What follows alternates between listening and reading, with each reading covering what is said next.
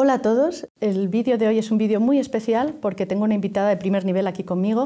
Ella es la ganadora del premio Sataka Leyenda de este año. Ella es Margrethe Vestager, vicepresidenta ejecutiva de la Comisión Europea y comisaria de la competencia.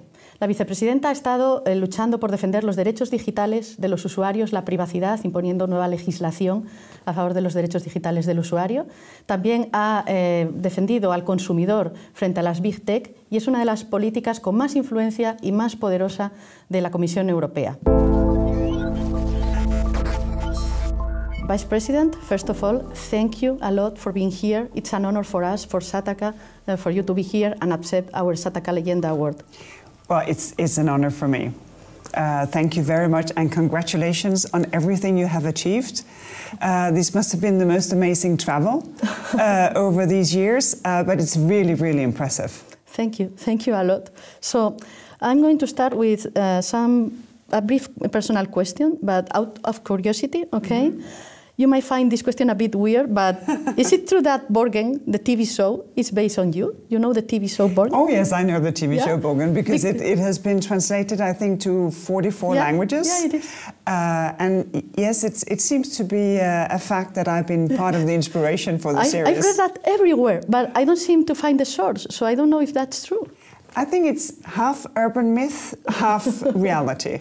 No, that makes sense. Also because, spoiler alerts, but I'm still married.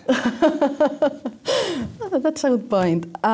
So now back to your career at competition. A few weeks before you became Commissioner of Competition, your predecessor had approved Facebook buying WhatsApp. Looking back and knowing what we do know now, do you think it was the right decision? I think it was the right decision at the time. Mm-hmm. We have learned a lot from what then happened.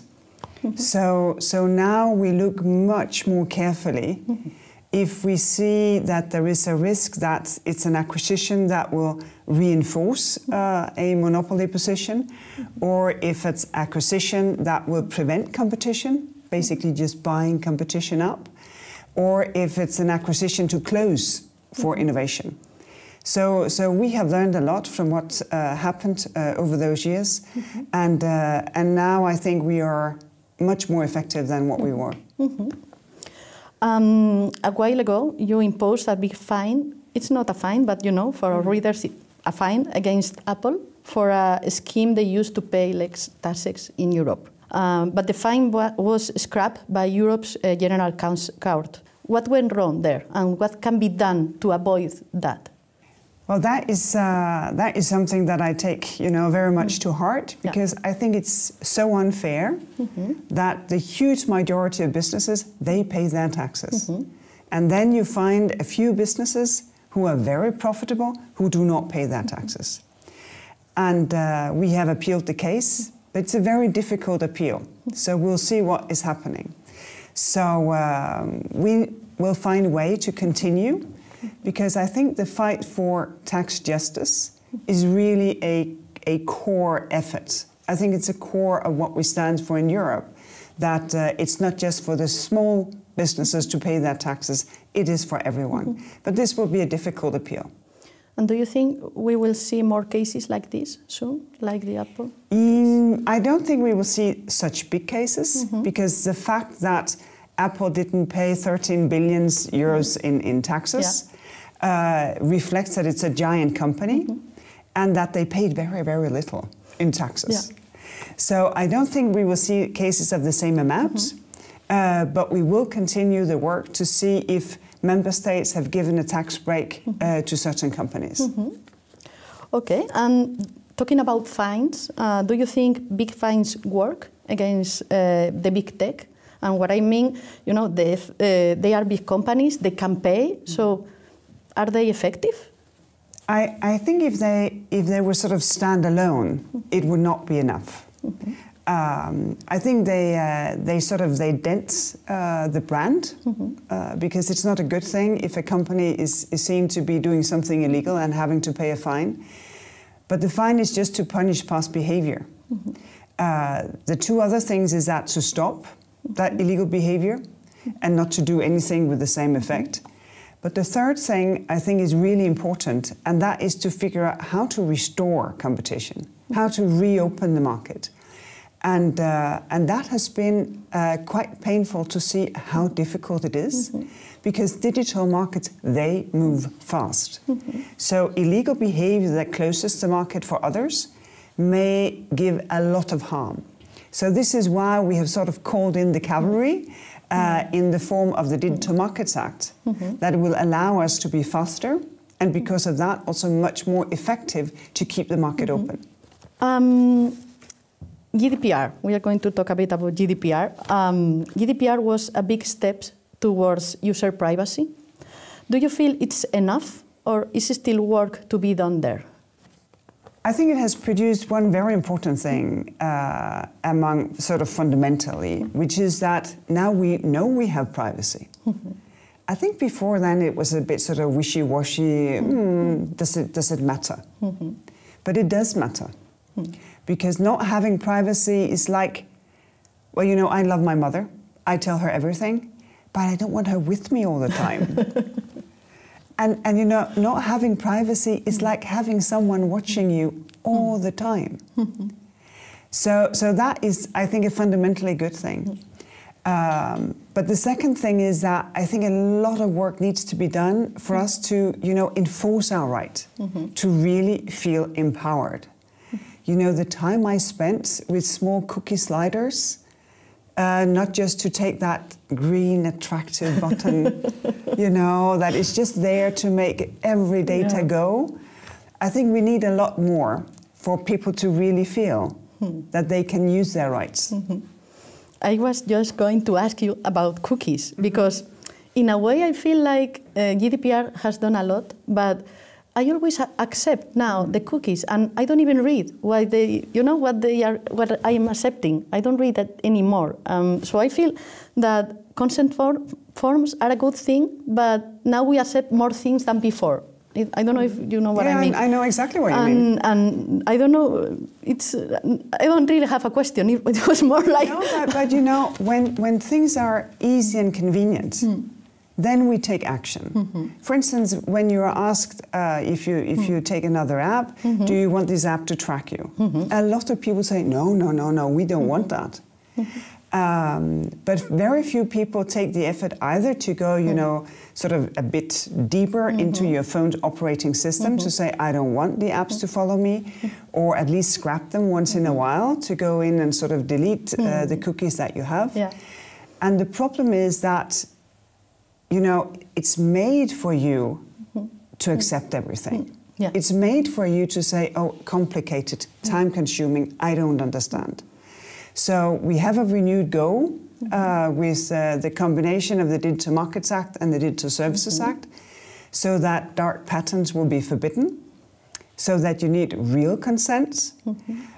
Because the thing is, if consent is 3 sentences, you actually read it. If it's a page, not in a million years. Of course. So we need this renewed push in order for us to be able to use our rights, to feel empowered. So we are going to see smaller consent forms, right? Smaller and hopefully better, because some of I thought the worst example was I was doing sort of, I don't want the cookies, and I was moving the sliders, and there was no change. You know, there was no legend, the color pattern was the same, and I think actually I need to come back to that, but I think that is not legal. I think not. So let's talk a bit about China. If an European company wants to enter China, they face lots of regulations, taxes, and obstacles, but Chinese companies come here and they don't have so much trouble. Is it unfair, and what can be done about this?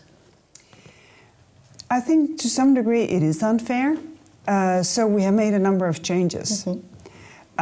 First and foremost, to make sure that if a Chinese company comes to Europe, it is to do business. Fair and square. Sometimes we fear that foreign companies, they come with a lot of state subsidies. So now we have a new tool to prevent that from happening. And the second thing is that we have sort of now the option to screen foreign investment to see, is this really safe? Is this what we want for public order, public security? So I think we are sort of stepping up. At the same time, it's important that Europe is open for business because we need to be part of a global world, but a bit more assertive. And also about China, are you afraid of letting Chinese companies, for example, TikTok, to be the main source of news of the younger generation of Europeans? You know that in the United States they are talking about banning the app, or maybe, I don't know if you... Well, personally, I have made the choice not to be on TikTok, and this is not only because I don't dance well, but here I think it's there are some concern about data privacy, how that is managed, how data travel, and how much sort of political direction there is. Some of these concerns have not been confirmed in a European context, but maybe because of my age, I would still get my news from other sources, and actually I would advise anyone else to do this. And are you looking into it, into TikTok, or...? Well, the national data protection authorities, they would do that for us in order to make sure that everything is as it's supposed to be. But I think we should learn also from other countries. When they raise concerns in the US, I think we should listen and, of course, make our own decisions and own considerations. But it's important to listen when others have concerns about things that may not be as you want them to be. Okay. And, you know, we are a tech website. We talk about phones and, you know, legislation, of course, but phones. And we always ask our interviews, which smartphone do you have? For personal use. I know you have maybe an official one, but for personal use. For personal use, I have a very old iPhone. Oh. Yes, I have. Do you know the model? I have an iPhone 6. iPhone 6? Yes. Really? Yes. As a personal phone? Yes. Because very early on, I read a study that shows that the longer you keep your iPhone, the more climate conscious you are. If everyone kept their phone one more year, I think it would be the equivalent of taking 1 million cars off the roads in Europe. Oh my God. So using our gadgets just a bit more, I may have to change it for security reasons. I'm aware of that. But, you know, I just kind of like it. Yeah, oh my God. I wasn't expecting that answer, to be honest. That's a surprise for me. Also because I do something very old school. I use my phone for talking. Ah, okay. Yes. Yeah, you don't use TikTok, and we know that now. Exactly. Which cloud photo storage service do you use? Oh, I use the one that is come with the phone, yes. Yeah. So no surprises there. No. So if they offer you to be Executive Vice President and Commissioner of Competition again, would you accept the challenge? Well, it would be a challenge. Yeah. Now, these two mandates, they've been very different. Because in the first mandate, we have a number of huge tech cases. We still have the tech cases, but they don't take the same sort of imagination because things have changed. Now, when I started the first Google case and I was in the US, they said, oh, crazy woman, what is she doing? And now it's more or less mainstream. You know, we have our legislation, the US is considering, Canada, South Korea, Japan, Australia, everyone is at it. So this mandate has been very different. So, you know, I can only try to imagine what a third mandate would be like. Because that would be the mandate where we really show if we can make legislation work, implement, enforce, on ground, make changes. And that would be a very nice challenge to accept. Yeah, definitely. Yes. And what do you feel it's still pending on your side? I mean, what would you like to do that you haven't done yet? Maybe because you didn't have the time yet, or what's still... Well, the next big thing would be to make sure that digital realities, what some call metaverses, that they are safe, that we have interoperability, because it's a balance between sort of the decoupling, so that the internet decentralizes, which I think is a real risk, and that would be bad, while at the same time that we do not just have, you know, one metaverse, but that there are interoperability between different sorts of services, where we would feel that this was relevant for us. So that would be a big thing. And also think we need to push for a European single market for telecommunication. These are very national markets still. So the telcos, they don't have the scale and the efficiencies that they would have if they had a real European market. Quite a number of things to do. Yeah, I see. So final question, okay. If we were here talking in 10 years' time, what we would be talking about in 10 years? That's a difficult question. It's a very difficult question. But maybe we would be talking about how good it was that we decided that technology should not steal our time.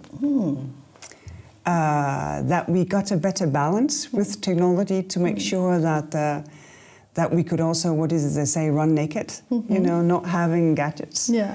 That we would have time with people without having the phone on the table or somewhere else. Because I think that is one of the main risks. Not how technology develops, that will be amazing and really interesting, and we will have quantum and we will have after quantum. Lots and lots of things. But I think we will cherish that we made sound decisions, because humans need humans, sometimes without technology. That was a pretty good answer. Thank you. So thank you very much, Vice President. It was really an honor to have you here, and thank you. It's a pleasure, and congratulations again. Great work. Thank you. Thank you. Yeah. It was okay, right? It was very, very nice. I mean, yeah.